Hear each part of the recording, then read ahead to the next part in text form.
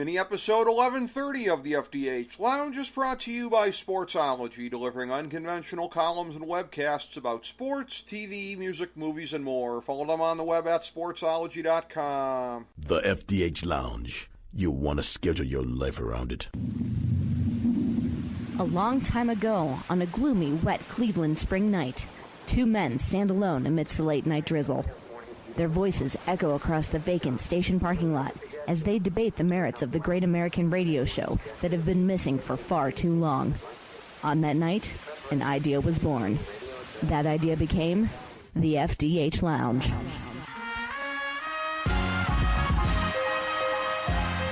Welcome to the FDH Lounge. Hello, everyone. Welcome to FDH Lounge mini episode number 1130. This is FDH Managing Partner Rick Morris here.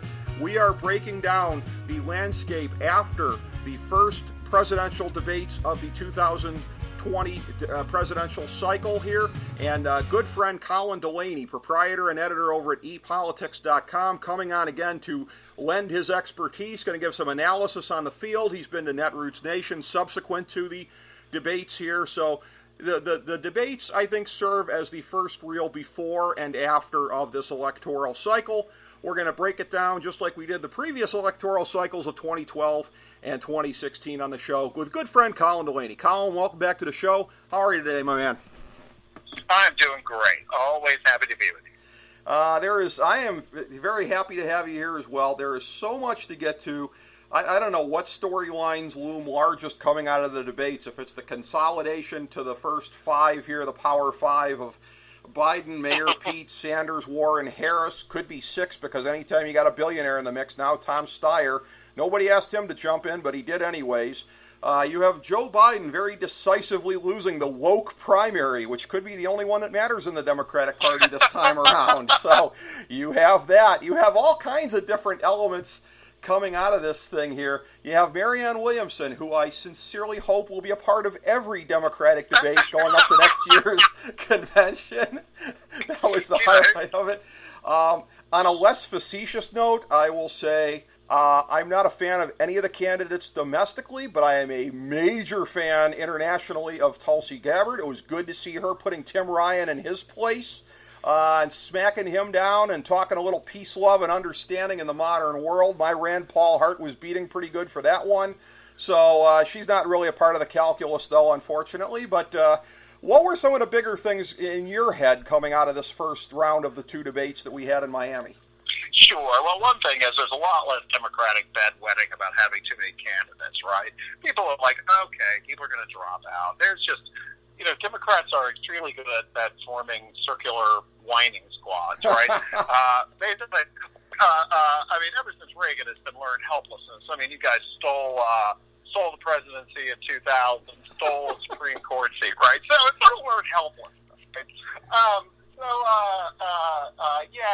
Everybody's calming down a little bit on that front.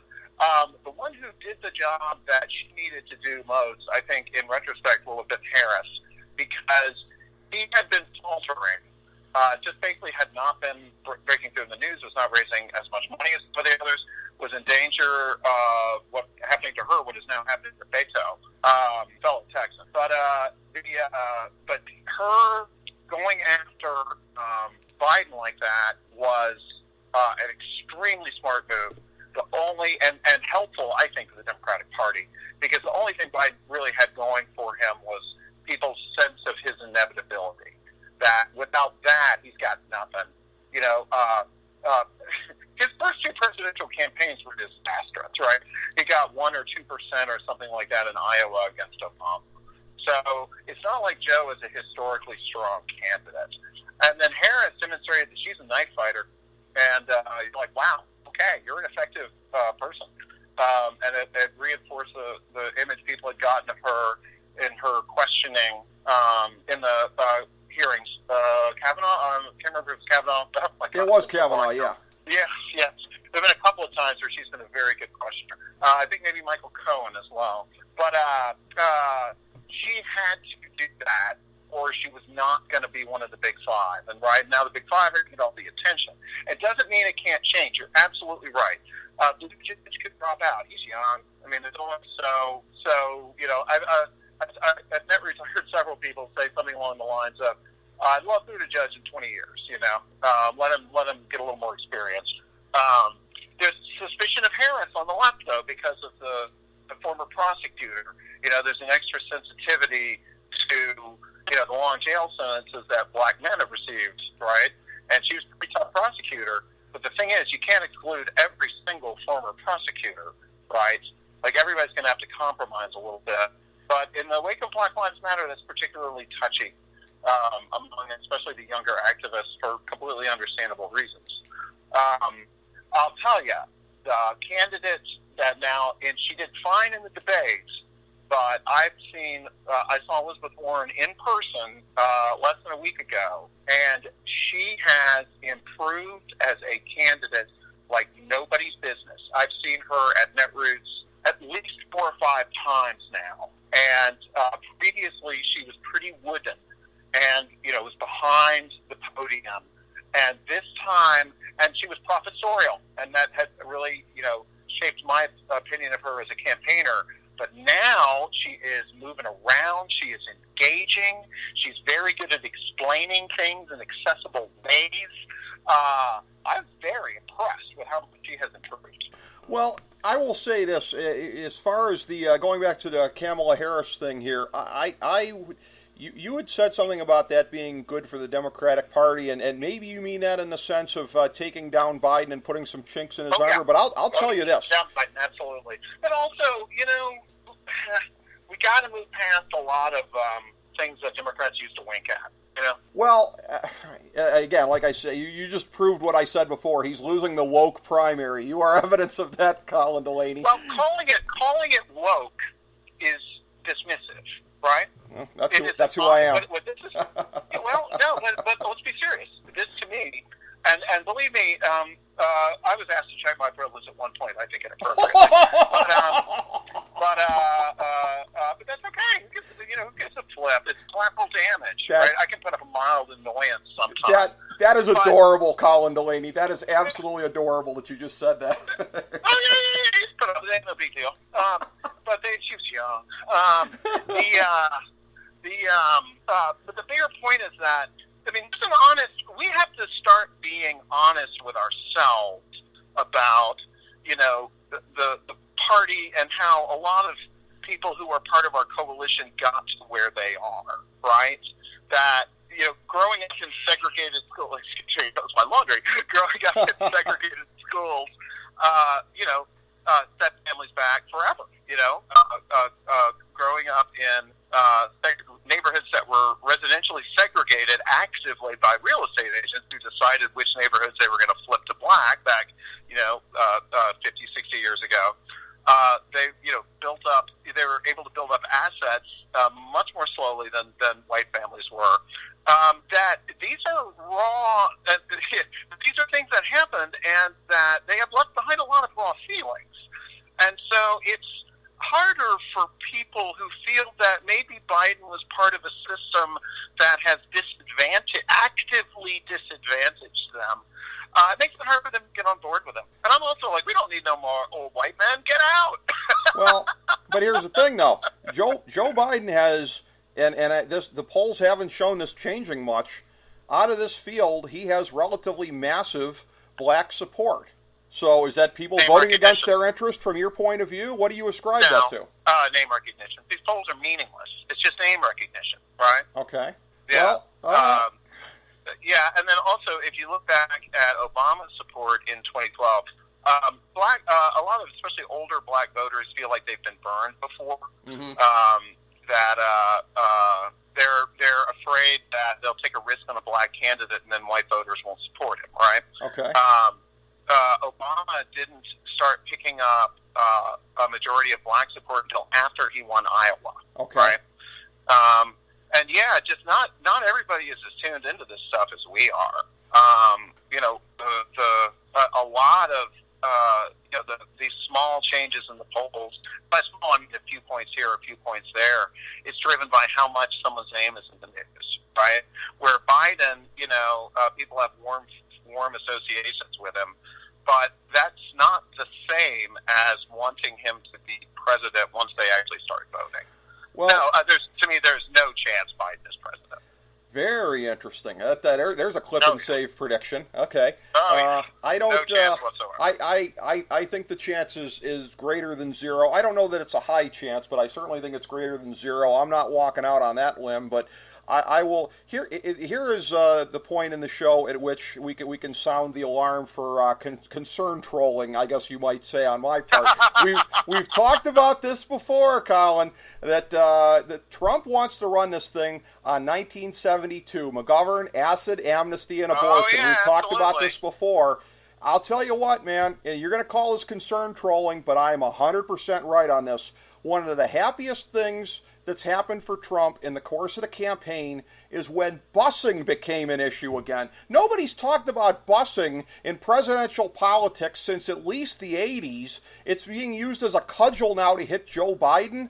Do you think Trump needs one more thing to fire up his base? He's going to be out there telling them, oh, they want to bust your kids across town again. You don't agree with that, but that is a tactical misfire, my man. Well, let me put it to you this way. Nobody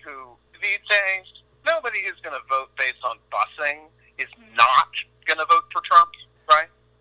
You know, if you're concerned about your child going to high school with black people, you're voting for Trump because that's what busing means. You know, come on, man. It's not going to be an issue. It was a way to get at right, that connected to her personal story. That was a very carefully and long prepared moment. It was very smart. But we're not going to be voting based on busing. The Democratic candidate will have a chance to make likely her case directly to the voters. Well, and here's the thing, too. There's nothing that I like more than using left-wing buzzwords in an ironical kind of a way. But I would say, Colin, I'll give you a few more. Well, here's the thing. Here, left-wing buzzword alert. I think it's problematic, Colin, to say, you like that? You like that? About that every parent that's opposed to busing doesn't want their kids sitting there with black kids. I think the thought of letting their kids go to a neighborhood school rather than sending them on a bus across town, to me that is perfectly understandable that parents whose first responsibility is to their kids and not to be socially aware or whatever, I'm a lot more understanding of that point of view, I have to say, from a parent's point of view. I don't know, man. Just go look at all the private schools that started up as soon as school districts integrated. Mm-hmm. Like, look, Trump, we don't have to use euphemisms anymore. Trump has like, if you go back to Lee Atwater, you know the story I'm talking about. Yeah. N-word, busing, right? Yeah.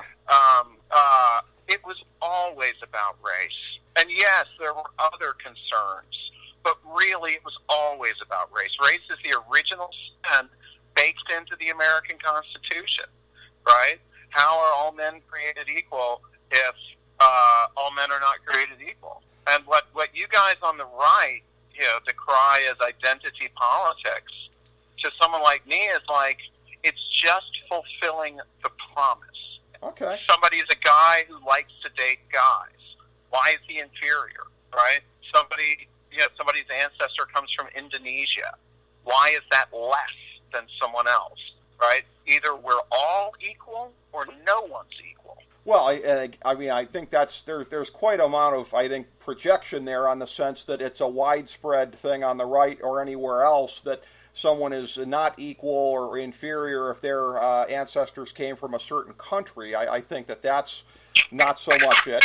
Did you listen to Trump this weekend? Well, I heard what he was saying. Well, I want to get to. You heard pretty well what he was saying. I heard what he was saying, and again, I think it was stupid because I think he reunified Democrats right as they were doing their old circular firing squad kind of a deal. So that's where I have said all along, temperament is Trump's Iraq because he does not have the temperament to be disciplined enough. If anybody ever wondered if he was doing the evil genius thing, this past weekend should have set that to bed if it hadn't already. But before we get more to Trump, I just want to... One last thing about that. It's just, to me, the big change was you had major news organizations saying the word racist, but those were racist under the EEOC guidelines. If Trump said that to an employee, he could lose his job. Okay, well, here's the thing. All right, so let's do that now, because here's the point that I was going to get to, and I've said previously on the show, Trump is going to lose in the long run. This war on the media always gets the last laugh. He's fighting a battle he cannot win. And what is making me reconsider that a little bit is, and I know you've said before, you don't watch CNN, MSNBC, whatever. Oh, yeah, Ironically, I do, okay? And here's the thing. When you're talking about racist being on the Chiron, for example, the president's racist remarks, the daytime news anchors, not the nighttime opinion folks, the daytime news people, essentially actively identifying as resistance media. Here's the thing. They're giving Trump what he wants. Trump wants them throwing the same poo back at him that he's throwing at them. They're doing it. You put racist on the Chiron. You have hosts calling him a racist, editorializing on the air. I'm not going to disagree with the definition of it, by the way. I'm not disagreeing with it, but I'm saying if you're supposed to be the old stately New York Times, I use that as sort of the thing of like what objective journalism was supposed to be, even though if you ask me, the New York Times hasn't been that for 100 years. But regardless, that's the image. The image is, we're above it all. We don't take sides. Everybody is becoming resistance media, including one or two on Fox News, interestingly enough, Shep Smith most prominently. Here's what's interesting, is that I think they're giving Trump what he wants. I think they're playing into his hands. I'm sure you disagree. Well, I think Trump is revealing himself as fundamentally un-American, right? I'm not thinking tactically. Okay. I'm thinking that this is a horrible human being, right? And we have to beat him and everything he stands for decisively, or it is a cancer upon the republic, right? He has no regard for the rule of law, has no regard for anything but the enrichment of himself and his own family. It is an accident plus his own shrewdness that got him there. But, because we apportion senators a certain way, the Electoral College, blah, blah, blah, blah, blah. Rural areas have a disproportionate amount of power. To me, he is a danger to America, and I'm glad that these it's not so much reporters as, whoever they are, is calling a spade. Like, I mean, I'm serious. Like, what he said, you cannot say to an employee, right? Like, it gives you a workplace grievance, and it is the oldest, racist line against somebody you don't like. They said it to the Irish. Why don't you go back where you came from if you don't like it here? Why don't you become Protestant? Damn papists. I'm sorry, man. It is indefensible. And if we don't take a stand, then what's the point? Well, yeah, I mean, go back where you came from is never a good look, has never been historically. But here's the thing. I'm gonna have a little bit of fun with you here based on something you said. All right. Okay, because what you said about the Electoral College. Let me condense a lot of the talking points of the last year into this, the last couple of years into this little bit of mockery. Trump does nothing but shatter the sacred norms of this country. Also, we need to abolish the filibuster, the Senate, the Electoral College, and we need to pack the Supreme Court. So Trump's the only one shattering norms, huh? That's the thing, Colin. Well, I'm telling you, everybody has started playing his game. You're all getting in the mud pit with Trump. Started it? You want to go who started it? It was Newt Gingrich. I would not disagree. Mitch McConnell is Newt Gingrich's acolyte. Yeah. He learned. Yeah. No, I'm sorry. So basically, you have. Let's just put it this way: a minority of the country, meaning about 2/3 of white people in this country, hell, less than that, 60% maybe, are not going to dictate the terms to the rest of the country forever, right? Like, they can try as hard as they want to entrench minority rule. Let's call it what it is, minority rule. A minority of voters has elected the president 2 times. We are governed by a Supreme Court that has been packed, right? What Mitch McConnell did is unprecedented in our history as a country, right? That's not a norm. That is an unprecedented power grab and a naked one. So in the long run, that will not stand, right?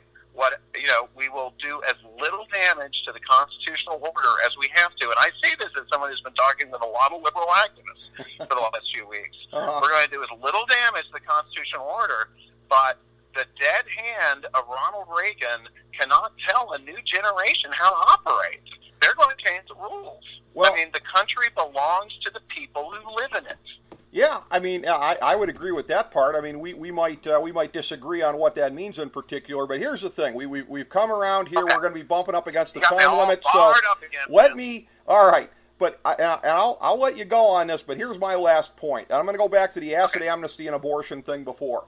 I know you think we're moving to where America's real center is. But I am telling you, when you get down to repealing the Hyde Amendment, so we're going to have taxpayer-paid abortion, free health care for illegal aliens, abolish ICE, reparations, on and on and on. If you think these are mainstream positions, Colin Delany, that you want to see defended in a presidential campaign next year, God bless you. But if I was sitting in your chair, I wouldn't be saying that. Well, let's just say that the conservative media portrayal of all of the things you just said are different than what Democrats will actually propose. And when you poll Americans on most of all of that, they like it.